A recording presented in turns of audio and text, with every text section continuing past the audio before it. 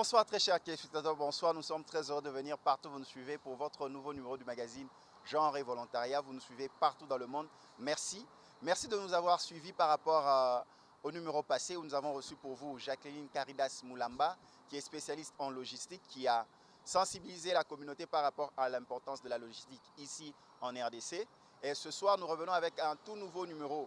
Nous sommes ici au programme multisectoriel de lutte contre le VIH-Sida en RDC. Nous venons ici au secrétariat exécutif à Kinshasa sur le boulevard Triomphal pour rencontrer le secrétaire exécutif, le professeur Dr Liévin Kapend. Avec lui, nous allons échanger par rapport aux activités de l'année 2018 au sein du PNMLS, ainsi les prévisions pour cette année 2019. Avec lui, nous allons échanger. Mais avant d'aller à la rencontre du professeur Liévin, nous allons aller en France, à Amiens précisément, pour rencontrer Bénédicte Okende qui nous parle de ses activités en France. Voilà, nous partons en France et nous revenons après pour rencontrer notre invité de ce soir. Allez-y en image.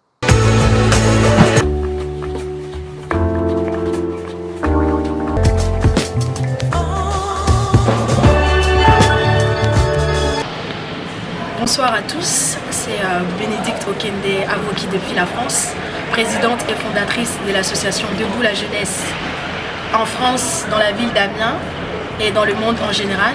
Nous sommes là à Paris et j'en profite, je me tiens devant vous pour vous annoncer ces grands projets qui concernent l'insertion professionnelle de jeunes albinos. Nous voulons travailler ensemble. J'invite tout le monde à participer à ces grands projets d'une manière ou d'une autre. Et je tiens également à dire un grand merci à nos partenaires qui nous soutiennent de près comme de loin. Nos partenaires qui sont ici à Paris même et qui sont aussi également à Kinshasa. Merci beaucoup à l'entreprise World Business qui nous soutient d'une manière ou d'une autre. Merci aussi aux jeunes entrepreneurs, au développement de la RDC, qui je salue au passage Sam Kalambaye. Donc merci beaucoup de nous soutenir et j'espère qu'ensemble nous y arrivons. Donc merci beaucoup.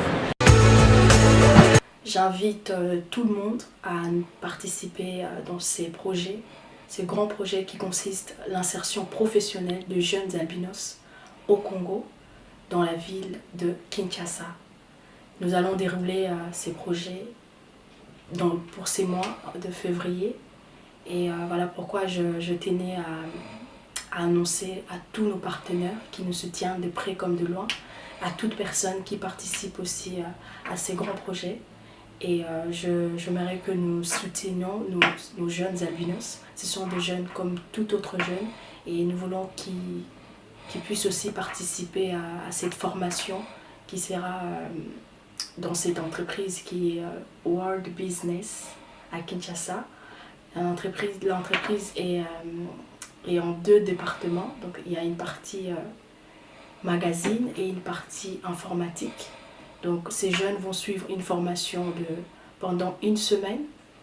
Donc ça va se dérouler en groupe et à la fin, ils auront une attestation de réussite qui vont quand même leur permettre de valoriser leur formation, de valoriser leur emploi sur le marché du travail. Voilà pourquoi je vous invite massivement à participer à ces projets. Alors, je tenais quand même à féliciter notre cher président, M. Félix Tshisekedi Tshilombo, ainsi que son prédécesseur, M. Joseph Kabila Kabange, par rapport à ces élections. Donc ça a été vraiment une réussite. Nous voulons, faut le dire, il faut vraiment le signifier. C'était une belle victoire par rapport à ces élections. On a vu une passation entre les 2 présidents, le président entrant et le président sortant. Donc on a vu une passation civilisée ainsi qu'une passation pacifique. Donc c'était quand même très étonnante cette passation. On ne s'y attendait pas. Donc c'est vraiment pour la première fois et c'est vraiment une histoire, la première histoire symbolique pour la jeunesse, notamment la jeunesse congolaise par rapport à cette passation. Donc c'était une passation qui symbolisait la démocratie au Congo. Donc je pense que c'est quand même un espoir pour l'avenir de demain et surtout pour les générations à venir. de dire qu'il y a un espoir, de dire qu'il y a la démocratie qui peut être instaurée au Congo, et surtout à l'égard de gens qui sont extérieurs, qui sont à l'extérieur. Ils ont vraiment jugé cette passation très démocratique, et c'est une belle victoire que le Congo a remportée. Mes félicitations, monsieur Félix Tshisekedi Kilombo. Donc c'est la présidente de l'association Debout la Jeunesse qui vous félicite, et j'espère que nous attendons de bons résultats dans l'avenir, et je félicite toute la jeunesse de la diaspora ainsi que la jeunesse congolaise. Bonsoir très chers téléspectateurs, bonsoir, partout où vous nous suivez, vous êtes dans votre nouveau numéro du magazine Genre et Volontariat. Ce soir, c'est un nouveau numéro. Nous sommes ici au programme multisectoriel de lutte contre le VIH-Sida dans son siège à Kinshasa, en RDC. Pour vous saluer, mon interlocuteur de ce soir, je remercie d'abord tous nos téléspectateurs qui nous ont suivis la semaine passée, où nous avons reçu Madame Jacqueline Caridas Moulamba. Elle a parlé de l'importance de la logistique sur le plan socio-humanitaire. Elle a démontré pourquoi on devait avoir une très bonne logistique pour intervenir dans le domaine socio-humanitaire.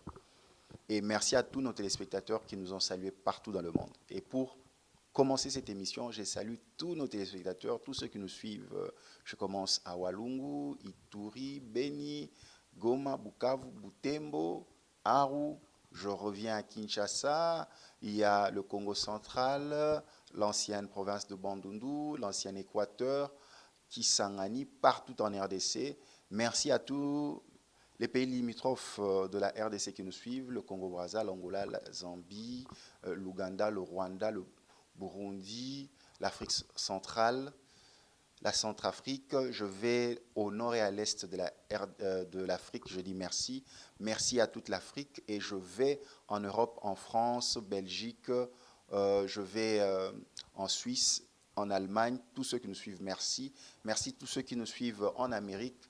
Là, je vois le Canada, Montréal, Laval, Québec. Je vais aux États-Unis d'Amérique, où nous sommes suivis en Floride, en Californie, à Dallas, à Denver, à Boston. Merci pour notre bastion qui sont aux États-Unis. Je vais au Brésil, là, je vais en Amérique du Sud. Tous ceux qui nous suivent à Florianópolis, à Rio de Grande do Sul, merci de nous suivre. Et tous ceux qui nous suivent aussi sur les réseaux sociaux, qui sont à Dubaï, qui sont au Japon, en Chine, en Inde, en Australie. Merci de vous abonner massivement à Symphorien Katende TV pour suivre ce magazine, et aussi aller liker notre page Facebook, où vous pouvez suivre à cet instant même l'émission que nous présentons ici au PLMLS. Sans plus tarder, je veux saluer mon interlocuteur de ce soir. Bonsoir, professeur Liévin. Bonsoir, monsieur Symphorien. Meilleurs vœux. Merci. Nous ne sommes pas encore vus, c'est la première fois que nous nous revoyons. Exact, exact. La santé, la famille. Ça va, merci. Ça va, merci. Ce soir encore, nous allons parler de la lutte contre le VIH-Sida. Une lutte que nous ne cesserons jamais de sensibiliser. Et merci à chaque fois quand nous venons auprès de vous, vous nous accueillez toujours pour parler de cette lutte et ce que vous êtes en train de faire. D'entrée de jeu, professeur Liévin, comment a été l'année 2018 pour vous, ici au sein du PNMLS? Oui, merci pour cette opportunité. Il faut peut-être préciser d'emblée que si au PNMLS, nous sommes secrétariat exécutif. Le secrétariat exécutif, voilà. C'est ça, secrétariat exécutif de ce programme. Et donc, nous avons toute une structure que vous connaissez certainement très bien. Et ce que nous pouvons dire, c'est qu'au cours de l'année 2018, certes, on n'a pas eu de session du Conseil national multisectoriel de lutte contre le sida, mais le bureau a quand même pu poser des actes significatifs, notamment autour de la publication des lois. Je crois que vous avez suivi l'année dernière avec nous le travail qui avait été initié par nos communautaires et qui aboutit par la promulgation de la loi, par la modification, de la loi portant protection des personnes vivant avec le VIH et personnes affectées.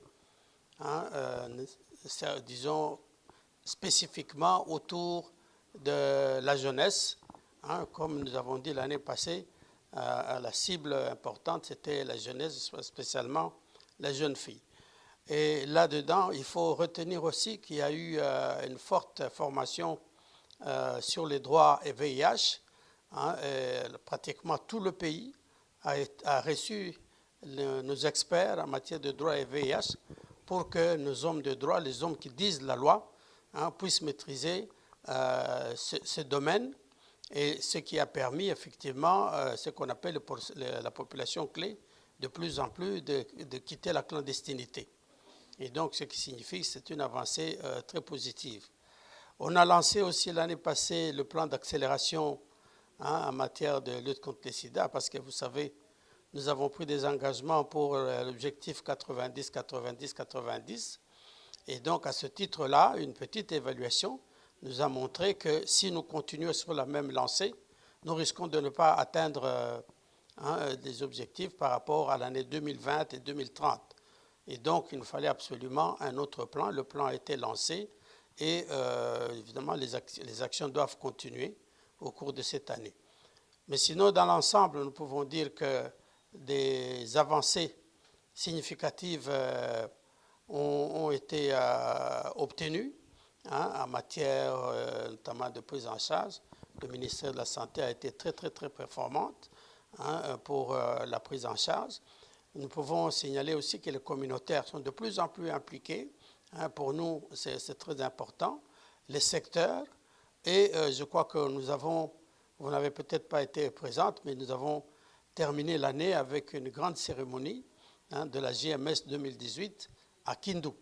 À Kindu, pour marquer le fait que c'est parmi les régions où la prévalence était la plus élevée, et donc un message qu'on lançait à toute la population, à toute la République, n'est-ce pas, à la fin de l'année 2018, pour que tout le monde s'implique. Voilà, brièvement, évidemment, on peut en rajouter, mais je pense que brièvement, on peut s'arrêter là. Donc on peut dire que l'année 2018, pour le secrétariat exécutif du programme multisectoriel de lutte contre le VIH-Sida, a été largement positif. Oui, par rapport à nos objectifs, par rapport à ce que nous avons prévu, on ne peut pas dire que tous les domaines ont eu la même performance, mais les domaines que je viens d'élever, plutôt de relever, sont ceux-là où les résultats sont plus significatifs. Il y en a d'autres, évidemment, qui exigent plus de moyens, plus de financement. Et là, effectivement, comme vous saviez, l'année dernière, c'était l'année des élections. Et cela, évidemment, en tant que structure de l'État, a dû subir un petit impact, n'est-ce pas, sur le fonctionnement. Voilà, maintenant nous revenons ici. L'année 2019 vient de commencer. Quelles sont les perspectives par rapport à cette année? Quels sont les objectifs à atteindre pour le programme multisectoriel de lutte contre le VIH-Sida? Oui, comme je l'avais déjà lancé, donc nous disons que nous avons un engagement international, objectif 90, 90, 90. Et donc le plan d'accélération a été, disons, élaboré. Et donc maintenant, c'est sa mise en œuvre. Il faut qu'effectivement 2019 puisse marquer comment dirais-je, un virement significatif de la courbe pour aller vers cet objectif. En plus de ça, nous comptons avec la mobilisation de la communauté. Et à ce titre, la communication, pour nous, cette année 2018, va être tous azimuts. Nous pensons prendre des engagements beaucoup plus fermes, beaucoup plus solides, beaucoup plus suivis, pour que l'information puisse circuler au maximum. Nous savons que l'information a déjà fait ses preuves, mais elle n'a pas jusqu'à présent suivi les nouvelles technologies. Il y a les nouvelles technologies pour le moment qui nous permettent d'aller plus vite. Et donc nous allons essayer de les incorporer, n'est-ce pas, dans notre plan d'action. Et en plus, il y a le pied d'échauffement que nous avons toujours relevé, le financement. Il nous faut absolument un financement durable. Ce travail avait déjà été amorcé avec le ministère des Finances, en train de faire une étude pour voir comment obtenir un financement durable, de telle façon que si le fonds est disponible, qu'on puisse avancer, n'est-ce pas, au-delà des contraintes habituelles et aussi pour permettre à nos partenaires à l'extérieur de ne pas prendre tout le poids, n'est-ce pas, de la lutte contre le sida dans notre pays. Et nous espérons évidemment qu'avec l'arrivée du nouveau chef de l'État, nous allons obtenir aussi une session ordinaire au cours de cette année pour faire le point avec l'ensemble du pays. Et je pense que pour obtenir aussi les nouvelles directives du chef de l'État. Voilà, et obtenir les nouvelles directives du chef de l'État. Professeur Lévin, nous revenons un peu en arrière et puis nous allons attaquer la question du financement, parce qu'un projet sans financement reste qu'une simple idée. Docteur Lévin, pour les téléspectateurs qui ne le savent pas, que signifie objectif 90-90-90 ou 90-90-90? Ok, ça je crois qu'on peut le répéter, mais il n'y a pas de souci. Oui, oui. Donc le premier 90, c'est qu'on voudrait que sur l'ensemble de la population, 90% connaissent le statut VIH, au moins. Donc spécialement, nous visons les personnes à risque, mais la population en général, c'est ça. Alors ensuite, sur les 90 qu'on aura dépistés positifs, que les 90% puissent être mis sous traitement. C'est ça le deuxième 90. Et puis le troisième 90, c'est qu'en fait, on a réduit la mortalité autour de 90%. Donc là, l'implication très importante de l'État. Oui. Donc l'État doit s'impliquer. Absolument, Donc, absolument. d'où la question des moyens. Oui. Des moyens. Et ces moyens-là, c'est pour quel objectif? Qu'est-ce que vous voulez faire sur terrain? Faire la sensibilisation? Si aujourd'hui, le nouveau chef de l'État qui vous écoute à cet instant en suivant genre et volontariat, la question, oui, on va financer quel type d'activité, si vous pouvez les résumer?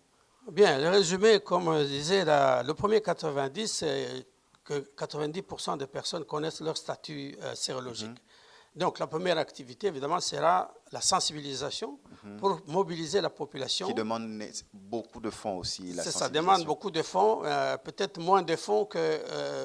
parce que là, c'est l'effort humain qui doit être consenti. Donc le personnel doit être à l'œuvre pour que l'information circule. Mais après ça, évidemment, la finalité, pour connaître le statut, il faut le dépistage. Et donc là-dedans, il faut... comment dirais-je, investir dans l'achat des intrants dont on a besoin pour faire le dépistage et investir dans le personnel qui doit s'occuper de ce dépistage. De gros moyens, et puis le dépistage doit être gratuit, c'est pas ça? Mais bien sûr, ça veut dire que de par la loi, en principe, c'est gratuit. Donc là, c'est l'État qui prend en charge, c'est l'État qui paye pour la population. Exact. C'est l'État qui paye aussi tous ces techniciens qui vont aller travailler, les médecins. Oui, ça veut dire l'État avec ses partenaires. Avec ses partenaires, parce que l'État peut être à même de mobiliser des ressources extérieures. Et donc, encore une fois, ça reste toujours l'effort de l'État. Donc, nous passons aux 90 sujets. % de personnes qui connaissent leur statut sérologique VIH. Et là, maintenant, il faut passer à la prise en charge. Oui. Là encore... Dans la prise en charge, là, effectivement, c'est le secteur médical spécialement. Ça veut dire, lorsqu'on aura dépisté ces 90... Enfin, disons, les personnes qui auront été dépistées, parmi ces personnes, il faut au moins que 90 soient mis sous traitement. Mis sous traitement, ça veut dire, après le dépistage, ils doivent être référés au centre de santé où on fait la prise en charge de l'infection à VIH pour que ces personnes puissent bénéficier de tous les soins, notamment l'utilisation des antirétroviraux, n'est-ce pas, pour permettre, ça aussi, comme vous le savez, ça contribue à la réduction des nouvelles infections. Voilà, donc la deuxième partie, c'est ça, mais l'investissement, encore une fois, concerne le personnel qui doit travailler, mais en plus, il faut des intrants, ça veut dire avoir les antirétroviraux. Et là, nous pensons que pour plus ou moins essayer de réduire les frais, nous allons relancer le dossier de la production des ARV. Vous savez que dans ce pays, on a produit les ARV qui ont été, la production a été suspendue, mais la SADC conseille la production des ARV au niveau local. Et ici au pays, nous savons que nous avons une structure qui a déjà fait ce travail. Et donc, c'est question peut-être de le relancer, de soutenir. Il faut que la politique puisse intervenir pour que cette industrie puisse de nouveau relancer la production des ARV. Professeur Liévin, ce qui est capital, l'État, vous avez dit que les partenaires ne peuvent pas, à eux seuls, surtout étrangers, prendre tout le poids de la lutte contre le VIH dans notre pays. Oui. Et c'est là où on en vient aux questions de la loi. Partout ailleurs dans le monde, nous remarquons qu'il existe une procédure en termes de loi quand on est en face d'un problème de santé, publique. Ouais. Il y a déjà des procédures bien établies et les gens suivent cette procédure-là. Pensez-vous qu'aujourd'hui, par exemple, le secrétariat exécutif du PNMLS puisse initier des projets de loi auprès de l'Assemblée nationale pour préparer des lois en disant voici la procédure à suivre quand on est face à tel problème. Par exemple, la production des antirétroviraux qui a été produit ici en RDC, mais à un moment stoppé. Est-ce que la loi ne vous faciliterait pas la tâche en disant voici en RDC, on produira désormais des antirétroviraux.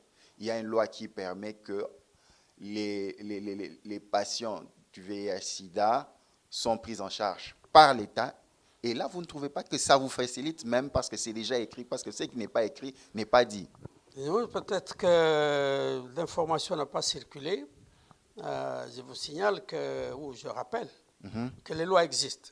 OK, l'applicabilité maintenant. Je crois que c'est ça. C'est peut-être cette étape-là, les mesures d'application. Les lois créant notre programme donnent les facilités dans ce domaine-là. La loi portant protection des personnes vivant avec le VIH et les personnes affectées, la même chose. Et troisièmement, la toute dernière, le 31 décembre 2018, il y a une loi qui porte organisation de la santé publique dans notre pays. Et je crois que toutes ces trois-là, rien que ces trois, donnent toutes les facilités à qui peut avoir l'initiative de participer, n'est-ce pas, à l'amélioration de la santé dans ce pays. D'où un problème de sensibilisation, de vulgarisation. Il y a un problème de sensibilisation. Et effectivement, là, nous devons évidemment œuvrer ensemble. Encore une fois, que l'information circule, que les structures qui doivent ou qui pourraient intervenir dans ce domaine soient mobilisées réellement, qu'ils s'approprient, n'est-ce pas, ces lois. Moi, je pense qu'à ce moment-là, l'État aura fait sa part. Docteur Liévin, la transmission du VIH-Sida de la mère et à l'enfant, on ne cessera de le dire. Il y a certains coins qui ne sont pas suffisamment sensibilisés par manque de canaux de sensibilisation. Qu'est-ce que vous pouvez nous en dire? Parce que cette année, nous recommençons encore le même chemin. Il y a des femmes qui ne sont pas, pendant la durée de leur grossesse, ne passent pas par le même circuit d'évaluation de la grossesse et à la dernière minute, ils viennent dans les cliniques, dans les hôpitaux et sans compter aussi cette question du VIH-Sida, de la transmission du VIH-Sida de la mère à l'enfant. Qu'est-ce que vous pouvez sensibiliser à la communauté? Bien, parce que vous en parlez tout le temps. Oui. Il faut dire qu'au cours de 2019, en fait, comme je l'ai énoncé tout à l'heure, il s'agit de l'accélération. Les progrès ont été sensibles dans le domaine de la PTME, peut-être un peu moins en ce qui concerne la prise en charge pédiatrique, mais comme je l'ai dit, nous sommes sur la voie de l'accélération. Il faut absolument que tout prenne une vitesse de croisière telle qu'on arrive à réduire presque à zéro. Mais évidemment, il y a des défis. Il y a des défis dans ce pays, comme vous le savez. Des défis, c'est comment joindre toute la population dans ce pays. Je crois que ça, il y a le problème de superficie, il y a le problème d'infrastructure, il y a aussi les moyens financiers dont nous avons déjà parlé, je crois que ce sont des paramètres dont il faut tenir compte. Mais par contre, nous pensons qu'avec la nouvelle technologie, il devient possible de joindre même les mamans dans les coins les plus reculés, puisque ces mamans connaissent aujourd'hui M-Pesa, ils connaissent Airtel Money, ils connaissent, disons, les moyens de communiquer. Les mamans ont déjà leur petit téléphone. Donc, nous allons essayer d'utiliser tous ces moyens, n'est-ce pas, pour que absolument ces mamans, outre ces informations dont elles ont besoin pour gérer le quotidien, puissent, à un moment donné, être sensibilisées via ce canal. Parlons de la jeunesse, parce que vous êtes très impliqué au sein de la jeunesse. Vous travaillez aussi, notamment avec des structures de jeunes. On en est où par rapport à 2019, par rapport à la jeunesse, question sida, sensibilisation? Oui, à mon sens, la jeunesse est plus que jamais mobilisée. C'est ce qu'il faut remarquer. Déjà, malheureusement, vous n'avez pas été à Kindu, vous aurez dû remarquer que c'est la jeunesse qui a été la plus active autour de la lutte contre le sida. La jeunesse, comme je disais, elle est totalement sensibilisée.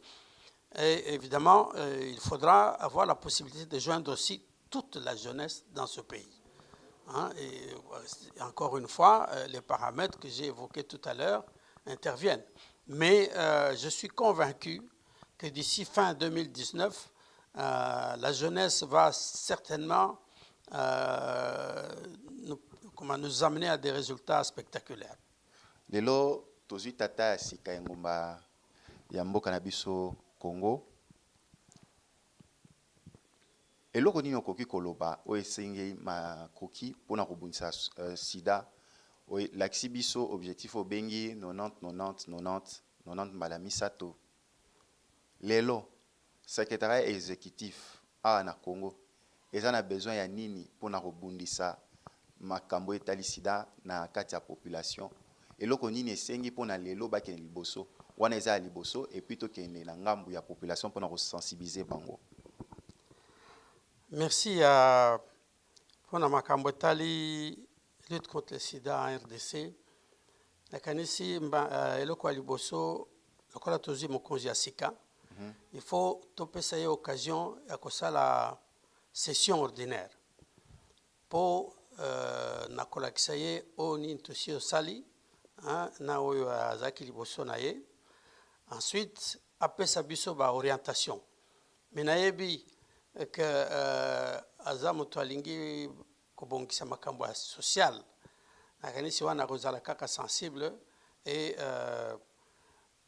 nakolobe pa place na ye te. Mais nakanisi que ba discours asalaki le réinvestiture eza neti ekozalaka mwa ba programming. Sikona o etali population sida okolobani na population sensibilisation. Lelo toza na année ya sika 2019 tosi to bandi toza na mois o tozo kende okolobani ni na bandeko nyonso bazola na biso pona maye ya kobundisa sida epa ya bana na ba maman na bango pe pa ya bilenge na communauté nyonso baolanda biso sikoyo. Merci pour la communauté kanisi na il faut na loba en fonction ya mosala o tozo sala. Voilà. Na mboko yo tokomi déjà na ba province 9 mais ils ont continué. L'année passée, tout ça qui est une enquête pour évaluer une jeunesse à Zosimba Makambo Sida. Tout le monde, le col en Congo central, problème de connaissance, c'est là qui moi nassé. Mais après sensibilisation, après travail tout ça dans la jeunesse, basui comment dirais-je, commande, il y a une activité à lutte contre le sida, tout le monde dit que jeunesse à cause de la makambo mink. C'est pour ça que mbaloyo, ba maman, na ba papa, bote ya matoi pa ya bana.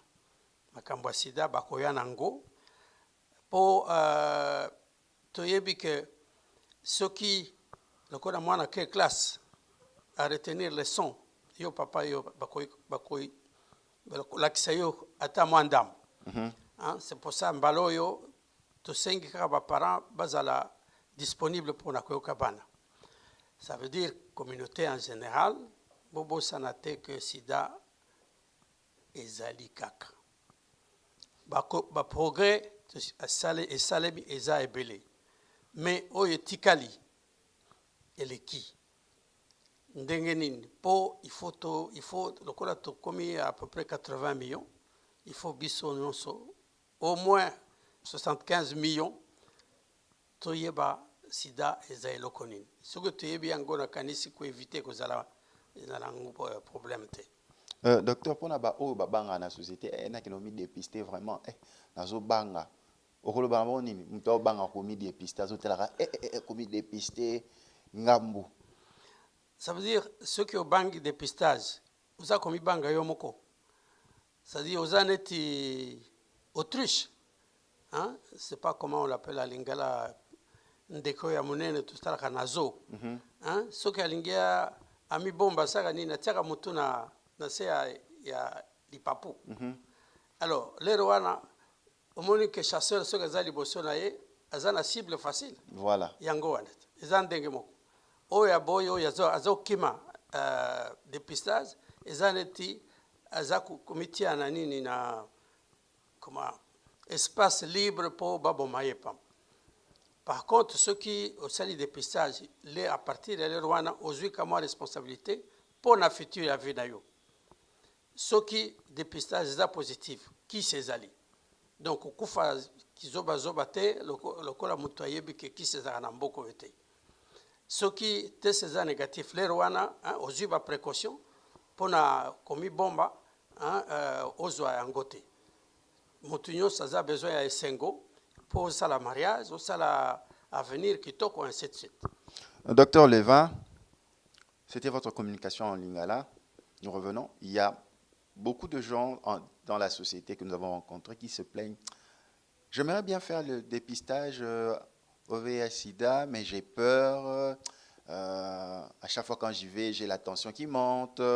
J'ai des craintes. Peut-être ils peuvent faire des erreurs, ainsi de suite. Mais docteur, quel est le message que vous pouvez dire par rapport à ceux qui veulent se dépister, mais qui ont peur? Ils ont peur de faire cet acte du dépistage. Non, ça veut dire les personnes qui ont peur, c'est parce qu'ils n'ont pas eu la bonne information.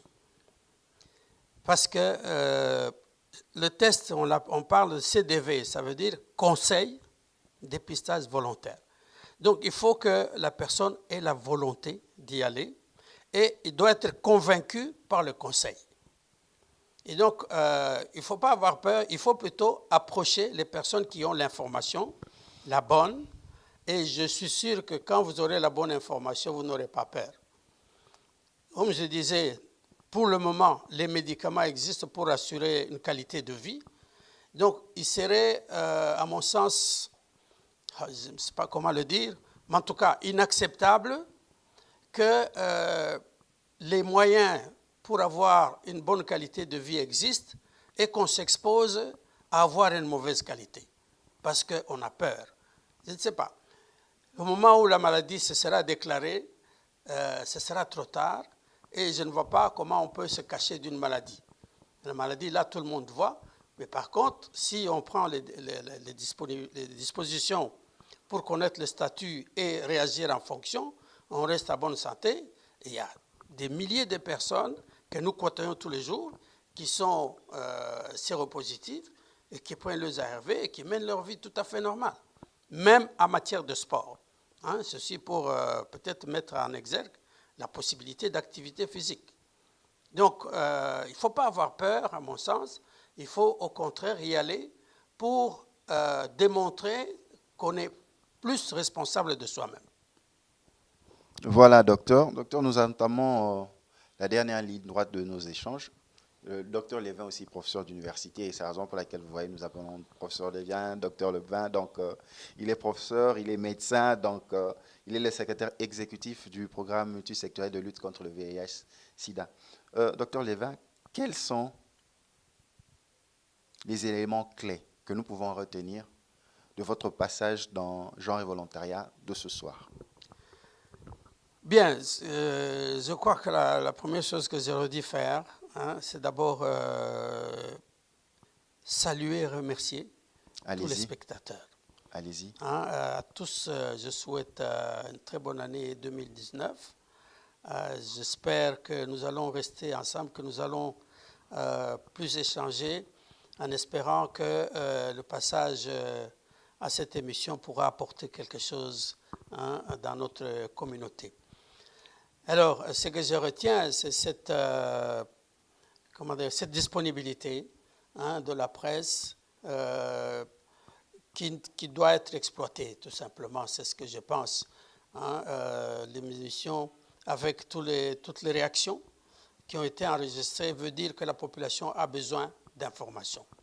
Je crois que c'est une des premières et des grandes leçons que j'aurais retenues, parce que sans cela, s'il n'y avait pas de réaction, j'allais me dire, bon, c'est un coup dans l'eau, mais je ne crois pas.